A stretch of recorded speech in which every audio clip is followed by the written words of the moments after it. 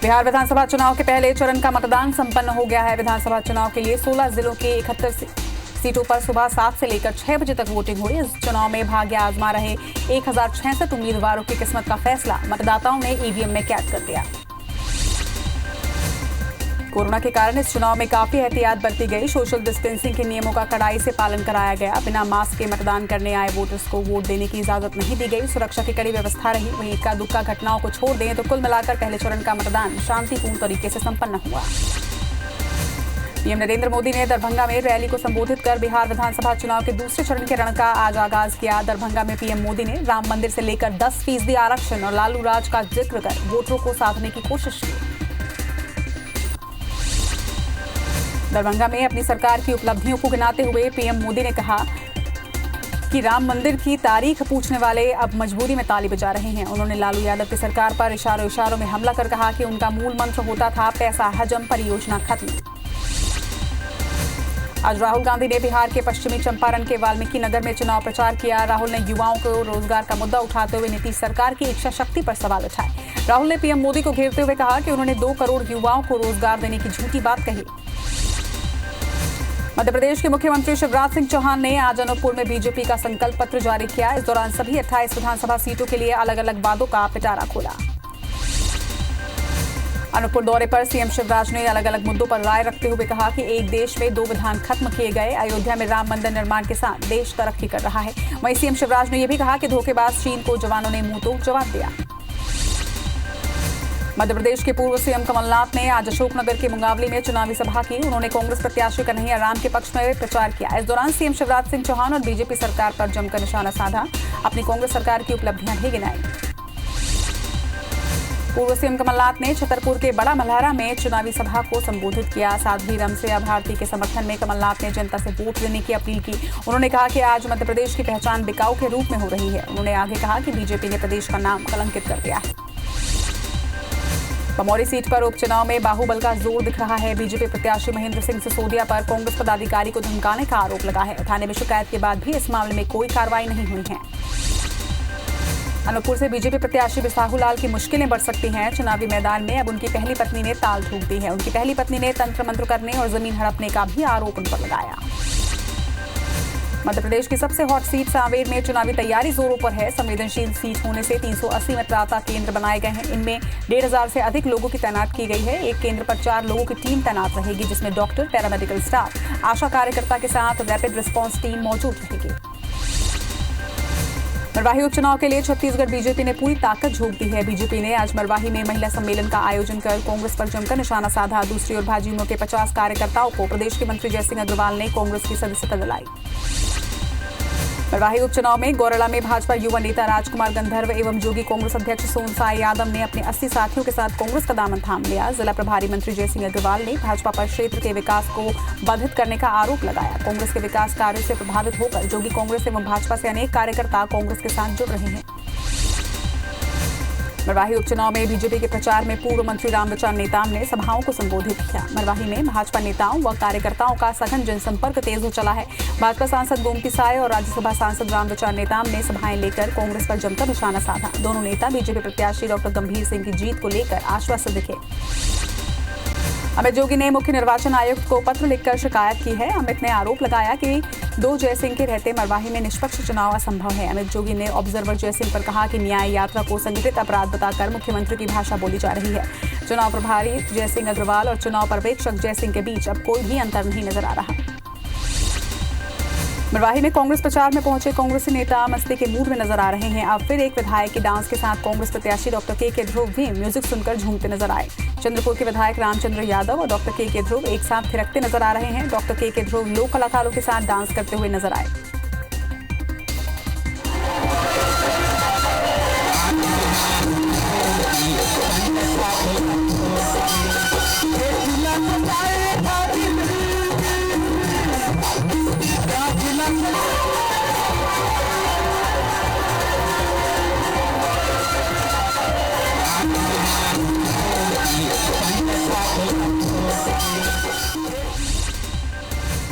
केशकाल विधायक संतराम नेताम मरवाही में चुनाव प्रचार के दौरान अपने कार्यकर्ताओं के लिए खेत में खाना बनाते नजर आए।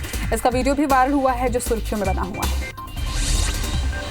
पेंड्रा में पूर्व सरपंच चंदाबाई ने 1 महीने में तीसरी पार्टी ज्वाइन की है। चंदाबाई ने 1 अक्टूबर को कांग्रेस की सदस्यता ली थी। 3 अक्टूबर को जेसीसीजे में जाने के बाद आज उन्होंने भाजपा की राज्यसभा सांसद सरोज पांडे के समक्ष भाजपा की सदस्यता ले ली। बस्तर के मुरिया दरबार में सीएम भूपेश बघेल शामिल हुए। इस दौरान उन्होंने कहा कि बस्तर में सरकार ने कुपोषण और मलेरिया के खिलाफ लड़ाई शुरू की है। मुख्यमंत्री ने दंतेवाड़ा में मां दंतेश्वरी के दर्शन कर प्रदेश के सुख, शांति और समृद्धि की कामना की। अपने बस्तर प्रवास के दौरान सीएम भूपेश बघेल ने बस्तर को करोड़ों रुपए के विकास कार्यों की सौगात दी। जीरम शहीद मेमोरियल का भूमि पूजन किया। इसके बाद मुरिया दरबार में मुख्यमंत्री ने स्थानीय लोगों की समस्याएं सुनी। इस दौरान कई जनप्रतिनिधि भी मौजूद रहे।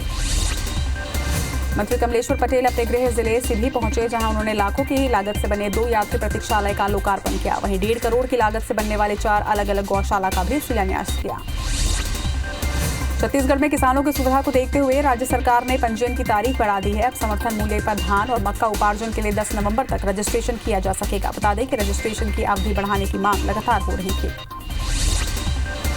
राज्य शासन के निर्देश पर जबलपुर में धान खरीदी के पंजीयन का आंकड़ा 45,000 के पार चला गया है। पिछले साल की तुलना में किसानों के पंजीयन का आंकड़ा सिर्फ 5,000 ज्यादा होने पर प्रशासन सख्ती में आ गया है। अब राजस्व अमला पंजीयन कराने वाले किसानों का सत्यापन करा रहा है। सरकारी रियासतों के मद्देनजर किसानों ने अपना पंजीयन करवाया है। कवर्धा में आज जेसीसीजे पार्टी के कार्यकर्ता ग्रामीणों के साथ कलेक्टर कार्यालय पहुंचे, जहां उन्होंने धान खरीदी केंद्र को ग्राम मोहा मड़वा में भेजे जाने का विरोध किया है। धान खरीदी को लेकर भाजपा के बाद अब किसान यूनियन छत्तीसगढ़ की भूपेश सरकार को घेर रही है। धमतरी में किसान यूनियन ने प्रदेश सरकार के खिलाफ आंदोलन शुरू कर दिया है। सरकार 1 दिसंबर से धान खरीदी शुरू करेगी, लेकिन यूनियन ने 1 नवंबर से ही इसकी शुरुआत करने की मांग रखी है। क्वींस क्लब और विधायक कॉलोनी के बीच का रास्ता बंद होने के खिलाफ पूर्व सीएम रमन सिंह, विक्रम उसेंडी और बृजमोहन अग्रवाल समेत कई नेताओं ने क्लब के खिलाफ मोर्चा खोला और राज्य सरकार से हस्तक्षेप करने और एग्रीमेंट रद्द करने की मांग की। उधर कांग्रेस एमएलए बृहस्पति सिंह ने भी कहा कि रास्ता बंद होने से परेशानी हो रही है। रायपुर पुलिस ने कोकीन पैडलिंग मामले में आरोपी राजन को रिमांड पर लिया है। कोकीन पैडलिंग मामले में आरोपी राजन जेल में बंद है। पुलिस को गोवा, मुंबई के पैडलर्स के बारे में भी जानकारी मिली है। कुछ और क्लू मिलने पर पुलिस ने आरोपी को रिमांड पर लिया। भोपाल के सबसे बड़े हमीदिया अस्पताल में ढेरों अव्यवस्थाएं हैं। हालत यह है कि मरीजों की सबसे सामान्य और जरूरी माने जाने वाली सोडियम पोटेशियम तक की जांच भी नहीं हो पा रही है। यहाँ पर 12 जरूरी जांच नहीं हो रही है। ज्यादातर जांच 20 दिन से और कुछ जांच तो 6 महीने से बंद है। बालाघाट में प्रधानमंत्री आवास योजना के हितग्राहियों को समय पर किश्त का पैसा नहीं मिलने से उन्हें परेशानियों का सामना करना पड़ रहा है। इससे गुस्साए हितग्राहियों ने नगर पालिका परिसर में धरना दिया। वर्ष 2017 में करीब 1800 हितग्राहियों को आवास मिले थे, लेकिन आज तक तीसरी किश्त की राशि नहीं मिली है। रायगढ़ नगर निगम ने Jindal steel and power limited का संपत्ति कुर्की का नोटिस थमाया है। निगम को प्लांट से 3 से 4 सालों का करीब 40 करोड़ रुपए बकाया वसूलना है। मामले में प्रबंधन हाईकोर्ट में याचिका दायर कर दी थी। अब फिर निगम ने 15 दिनों के अंदर संपत्ति टैक्स जमा नहीं करने पर संपत्ति कुर्की का नोटिस थमाया है। रायगढ़ में आज नगर निगम की सामान्य सभा हंगामेदार रही। विपक्ष में बैठी भाजपा ने शहर सरकार पर 10 महीने के बाद सामान्य सभा बुलाने को लेकर जहां नाराजगी जाहिर की, तो वहीं कई मुद्दों को लेकर कांग्रेस को भाजपा के विरोध का सामना करना पड़ा। राजनांदगांव में भारतीय जनता पार्टी के कार्यकर्ताओं ने पार्षद दल के साथ मिलकर निगम आयुक्त को जनता के मुद्दों पर ज्ञापन सौंपा। उन्होंने इस पर तत्काल कार्रवाई की मांग की। इस दौरान आयुक्त और भाजपा कार्यकर्ताओं के बीच तीखी बहस भी हुई। महंगाई के खिलाफ आज राजनांदगांव महिला कांग्रेस कार्यकर्ताओं ने गले में प्याज की माला पहनकर केंद्र सरकार के खिलाफ धरना प्रदर्शन किया और केंद्र सरकार के खिलाफ जमकर नारेबाजी भी की। इस मौके पर महिला कांग्रेस नेताओं ने आलू प्याज का बाजार भी लगाया। नियमितीकरण की मांग को लेकर विद्या मितान संघ ने आज रायपुर के बूढ़ापारा धरना स्थल में प्रदर्शन किया। संघ का कहना है कि पिछली सरकार के दौरान जब ये आंदोलन कर रहे थे, उस दौरान कांग्रेस के कई नेता और पदाधिकारियों ने उनकी मांगों का समर्थन किया था।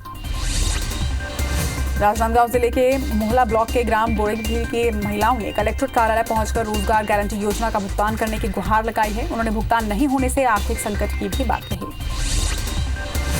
महू छावनी परिषद द्वारा नगर में साफ सफाई का सर्वेक्षण किया जा रहा है। इस बीच दर्जनों सफाई कर्मियों ने अपनी मांगों को लेकर हड़ताल शुरू कर दी है।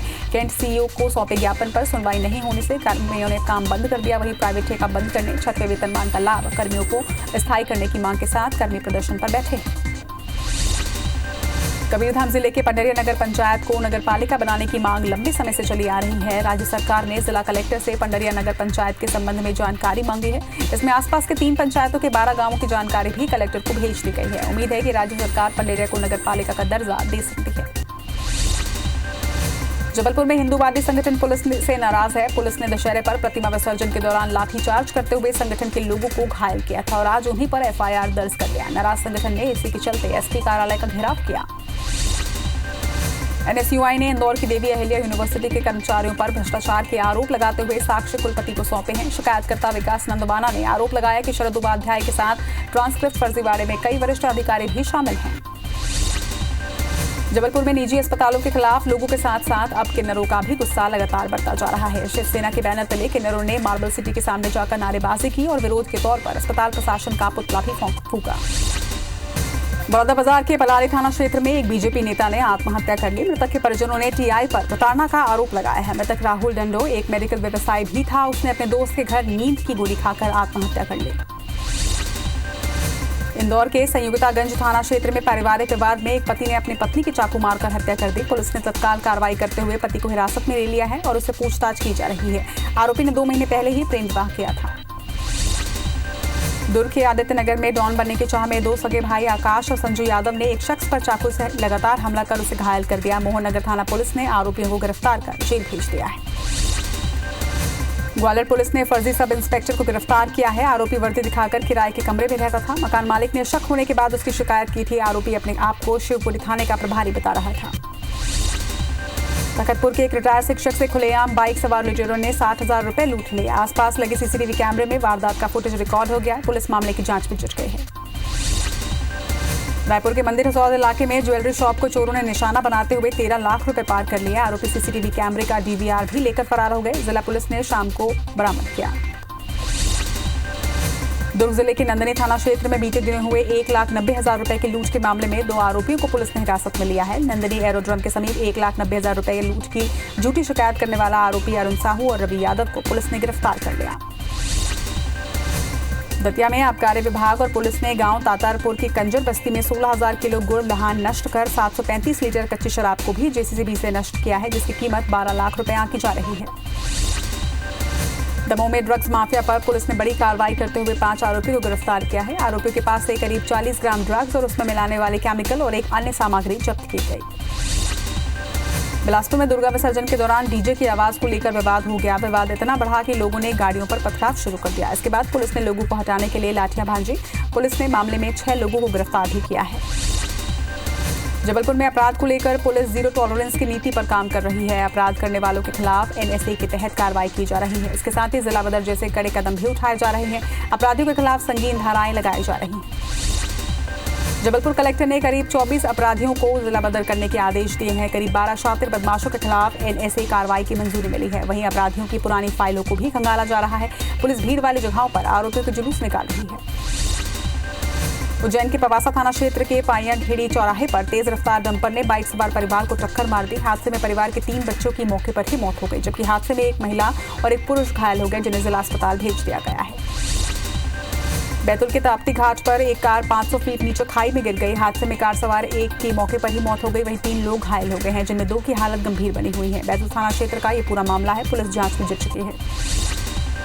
कबीरधाम जिले के लोहारा थाना के ग्राम बानो में 2 किसानों के धान की खरही में आग लगने से लाखों की फसल जलकर राख हो गई। धान जलने पर पीड़ित किसानों ने मुआवजे की मांग की है। बताया जा रहा है कि बानो के किसान रजय यादव व बर्रेलाल यादव साहू ने अपने अपने खेत में धान की कटाई कर मिजाई करने के लिए कुठार में धान रखा हुआ था। पत्थल गांव के पतराटोली के जंगल में तेंदुए का शव मिला है। 4 आरोपियों ने खेत में करंट लगाकर तेंदुए का शिकार किया था। मामले में पुलिस ने 4 आरोपियों को गिरफ्तार किया है। इस दौरान वन विभाग की बड़ी लापरवाही सामने आई है। घटना के कुछ देर बाद ही तेंदुए के शरीर से कुछ अंग गायब हो गए थे। पन्ना टाइगर रिजर्व में एक बाघिन को घायल देखकर सैलानियों और अधिकारियों के होश उड़ गए। बाघिन को चलने में दिक्कत हो रही थी। वहीं वन्य प्राणी चिकित्सक बाघिन का इलाज करने की बात कह रहे हैं। भोपाल में सिटी ट्रांसपोर्ट की चल रही 100 लो फ्लोर बसों को BCLL अपने बेड़े से हटाने जा रहा है। कंपनी ने इन बसों के कंडम होने का हवाला दिया है। इन बसों का रजिस्ट्रेशन निरस्त करने का एक प्रस्ताव कंपनी ने क्षेत्रीय परिवहन कार्यालय को भेज दिया है। जशपुर जिले में बसों से क्षमता से अधिक सवारी बिठाए जाने से कोरोना संक्रमण का खतरा अब बढ़ गया है। यहां चलने वाली बसों में ज्यादा सवारी बिठाई जा रही है। निजी बसों के साथ सिटी बसों में लोगों को फर्श पर बिठाकर भी कोरोना संक्रमण को आमंत्रित किया जा रहा है। बस स्टाफ का कहना है कि सवारियों को नहीं बिठाने पर वो हमसे बदसलूकी करते हैं। आज किसान रेल छिंदवाड़ा से दुर्ग रेलवे स्टेशन पहुंची। ट्रेन में 2 लगेज बोगियों में बैगन, शिमला मिर्च, अमरूद, मशरूम लोड थे। बता दें कि किसान रेल द्वारा कृषि उत्पाद देश के एक कोने से दूसरे कोने तक आसानी से न्यूनतम भाड़े के साथ पहुंचाई जा रही है। दुर्ग जिले में दिल्ली की मोहल्ला क्लिनिक की तर्ज पर शहरी स्वास्थ्य योजना की शुरुआत की जा रही है। इसके लिए जिले में 11 मोबाइल मेडिकल वैन पहुंच चुके हैं, जिसका ट्रायल शहर की बस्तियों में किया जा रहा है। योजना में 40 प्रकार की बीमारियों के मुफ्त इलाज किए जाएंगे। इसकी शुरुआत 1 नवंबर से होगी। दुर्ग जिला प्रशासन द्वारा कोरोना के इलाज की होम आइसोलेशन की सुविधा कारगर साबित हुई है। जिला प्रशासन और स्वास्थ्य विभाग के बेहतर तालमेल दुर्ग जिला नंबर 1 बन गया है। बता दें कि होम आइसोलेशन कंट्रोल रूम की कमान डॉक्टर रश्मि भूरे और डिप्टी कलेक्टर दिव्या वैष्णो के जिम्मे है। सरगुजा रेंज के आईजी रतनलाल डांगी अपने फिटनेस लेवल और फिटनेस वीडियो के कारण जिले के युवाओं के लिए यूथ आइकन बन गए हैं। आईजी अपने तरह के फिटनेस वर्क के सोशल मीडिया पे साझा कर लोगों से अपील करते हैं कि वो भी अपने दैनिक जीवन में इसे अपनाएं और फिट रहने की कोशिश करें। साइकिलिस्ट अभिजीत मंडल साइकिल पर सवार होकर कोलकाता से आज केशकाल तक पहुंचे। उन्होंने बताया कि वो प्लास्टिक का उपयोग न करने और पर्यावरण प्रदूषण बचाव के लिए लोगों को जागरूक कर रहे हैं।